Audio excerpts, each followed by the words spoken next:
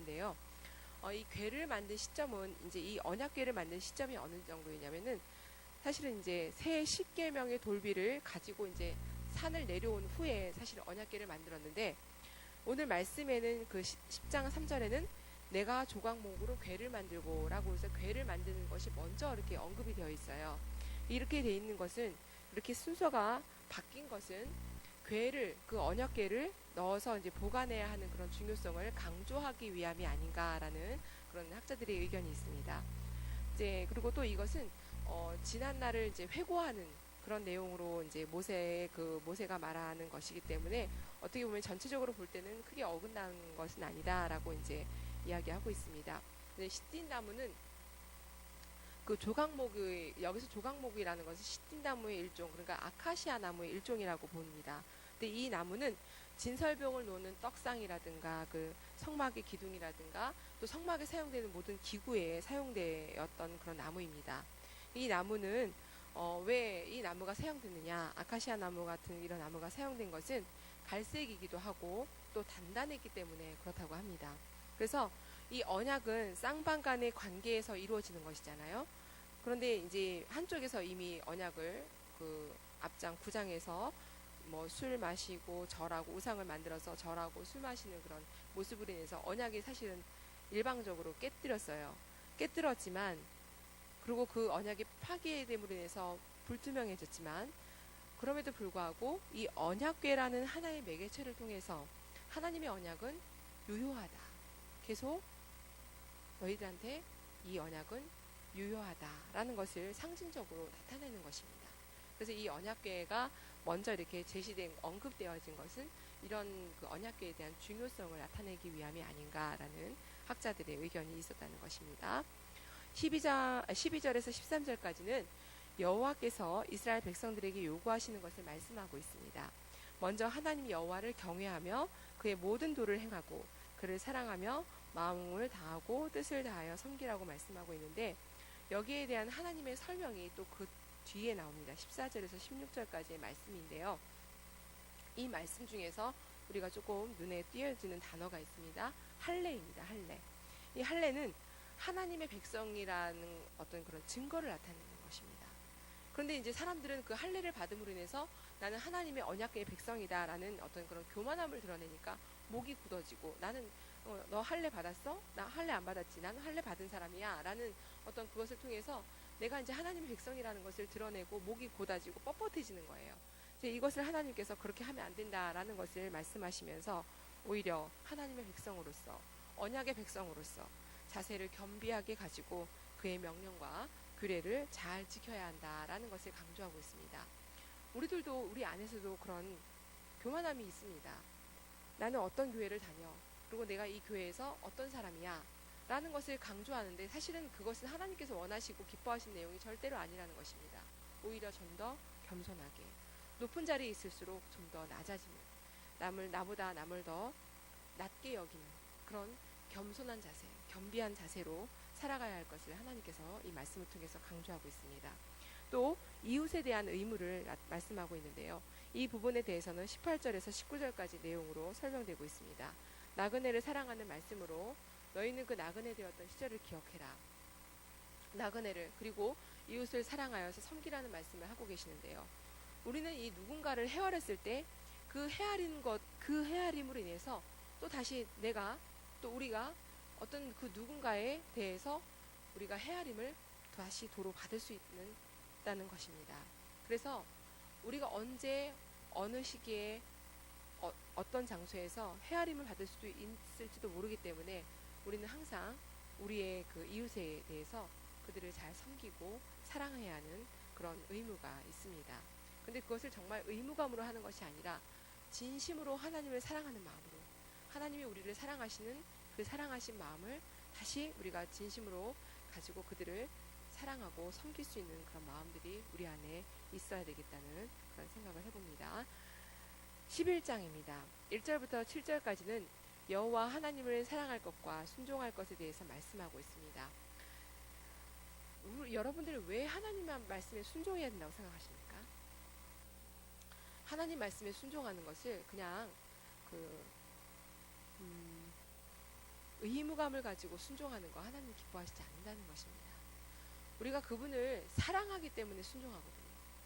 그분을 사랑하고 그분을 믿기 때문에 순종해야 되는데 때로는 우리가 알 수 없는 것에 순종하기를 원하시는 때가 있어요. 우리가 알 수 없지만 그 말씀에 순종해야 되는 것. 왜 그렇습니까? 우리는 그분을 사랑하고 우리는 그분을 믿기 때문에 하는 것입니다. 그렇기 때문에 하나님은 그것을 원하시는 것이지 그냥 알지도 못하면서 그분을 알지도 못하면서 믿지만 그분을 사랑하지 않는다면 그것이 배제되어 있다면 그것은 하나님이 기뻐하시지 않는다는 것이죠. 우리가 그분을 사랑하고 우리가 그분을 믿기 때문에 순종하는 것이지 우리가 믿지도 않고 사랑하지도 않는데 그것을 순종하고 따르는 것 하나님께서 기뻐하시지 않는다는 것입니다. 우리 안에 하나님에 대한 지극한 사랑, 그 순종하는 것, 그래서 순종하고 우리가 그분을 믿어야 한다는 것을 여기서 강조하고 있는 것입니다. 우리가 그 하나님께서 사랑해 주시는 그 사랑에 감격해서 그의 명령에 순종하는 그런 믿음이 우리 안에 있어지기를 간절히 소망합니다. 11절에서 12절 말씀입니다. 너희가 건너가서 차지할 땅은 산과 골짜기가 있어서 하늘에서 내리는 비를 흡수하는 땅이요 라고 말하고 있는데요. 가나안 땅은 이제 하나님께서 재차 계속 말씀하신 것처럼 정말로 가나안 땅이 어떤 땅이죠? 무슨 땅이라고 말씀하셨죠? 가나안 땅이 갑자기 생각이 젖과 꿀이 흐르는 땅이라고 말씀하셨죠. 그런데 이 젖과 꿀이 흐르는 땅이지만 이 땅은 사실은 하나님의 은혜가 없이는 이어나갈 수 없는 그런 땅인 것을 우리가 재차 이제 말씀을 읽으면서 알고 있는 땅입니다. 그런데요, 애굽의 땅은 어떤 땅이냐면 그 물대기가 필요했던 땅이에요. 왜냐하면 이 평지로 되어 있기 때문에 강물이 범람해야지만 이제 물이 이제 자연스럽게 뵐 수 있지만 강물이 범람하지 않으면은 사람들이 인위적으로 그 물을 끌어다가 또 그 물을 이렇게 대야지만 그 땅이 열매를 낼 수 있는 그런 땅입니다. 그런데 여기 그 가나안 땅은 산과 골짜기가 있어요. 그러니까 산과 골짜기가 있어서 비가 하나님의 은혜의 비가 내려지면 그 비가 골짜기를 타고 흘러서 밭 고랑까지 이제 이어지는 거죠. 그래서 그렇게 되는 그 은혜가 있으려면 하나님이 위에서부터 내려주시는 그 비가 내려주시는 그 은혜가 있어야 된다는 것입니다. 그러니까 그런 것을 통해서 하나님께서 다시 말씀하시죠. 하나님께서 때에 따른 적절한 하나님의 은혜 또 하나님의 돌보심이 없이는 그 땅이 많은 열매를 낼 수가 없다라는 것을 강조하고 있는 것입니다. 우리 안에도 우리는 하나님만 바라보고 있어요. 하나님께서 때를 따라서 내려주시는 그 은혜가 없이는 살아갈 수 없다는 것을 우리에게 강조하고 있는 것입니다. 그 은혜를 바라려면 바로 너희들은 주님 안에서 순종해야 한다. 그 말씀에 순종해서 이방 종교를 따르지 말고 오직 하나님만 바라봐라 라는 그런 말씀을 하고 계십니다. 28절에 보시면 본래 알지 못하던 다른 신들을 따르면 저주를 받으리라 라는 말씀이 있는데요. 오늘 말씀을 통해서는 계속 하나님께서 복과 저주를 말씀하십니다. 이들에게는 본래 알지 못하던 다른 신들을 따르면 저주를 받을 것이다 라고 엄하게 명령하고 계시는데 저주를 받는다, 이것은 즉 생명을 잃는다 라는 것과 연결됩니다. 구원을 받지 못한다 라는 것이죠. 하나님은 사람의 생명에 관심이 많습니다. 그리고 그 생명이 잃을까봐 하나님은 늘 그것 때문에 안타까워하는 마음이 있습니다. 그런데 그럼에도 불구하고 사람들은 그 하나님의 깊은 사랑을 외면합니다. 왜 그렇습니까? 그것은 사람 안에 있는 탐욕 때문에 그렇습니다. 보암직도 하고 먹음직도 하고 그런 올무에 걸려서 미처 그 올무에 걸리니까 그것을 빠져나오기가 힘들거든요. 그래서 하나님께서는 끊임없이 그 올무에 걸려들을까봐 이렇게 말씀하고 있는 것입니다. 이 본래 알지 못하던 이라는 말에 저는 좀 집중하고 싶은데요. 이 단어가 두 군데서 나와요. 하나는 출애굽기에 나오는데 출애굽기에 만나를 경험할 때 이 만나는 이 이스라엘 민족이 전혀 알지 못했던, 조상들이 전혀 보지도 못했던 그런 것이 바로 만나였거든요. 그런데 또 오늘 말씀엔 본래 알지 못하던 다른 신들이라는 말이 나옵니다. 본래 알지 못하던이라는 구절은 똑같은데 내용은 다른 거죠. 하나는 위로부터 오는 것이고요. 하나는 이방신으로부터 나온 것입니다. 그래서 이것은 하나는 생명이 있는 것이고 하나는 생명이 없는 죽은 것이라는 것이 다르다는 것이죠.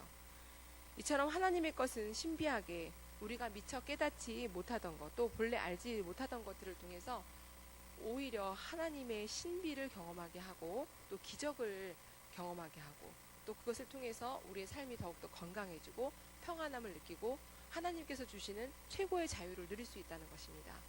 그런데 그렇지 못한 그 본래 알지 못하던 다른 신들을 또 경험함으로 인해서 우리를 죽음의 구렁텅이에 빠뜨리게 하는, 올무에 가두게 하는 그런 것이라는 것이죠. 이와 같은 말씀은 12장 29절에 30절에 또 한 번, 또 12장 29에서 30절에 한 번 더 등장하는데요. 이렇게 끊임없이 이런 말씀이 반복되는 것은 우리의 생명과 연결되기 때문에 그렇다는 것을 다시 한번 말씀드립니다.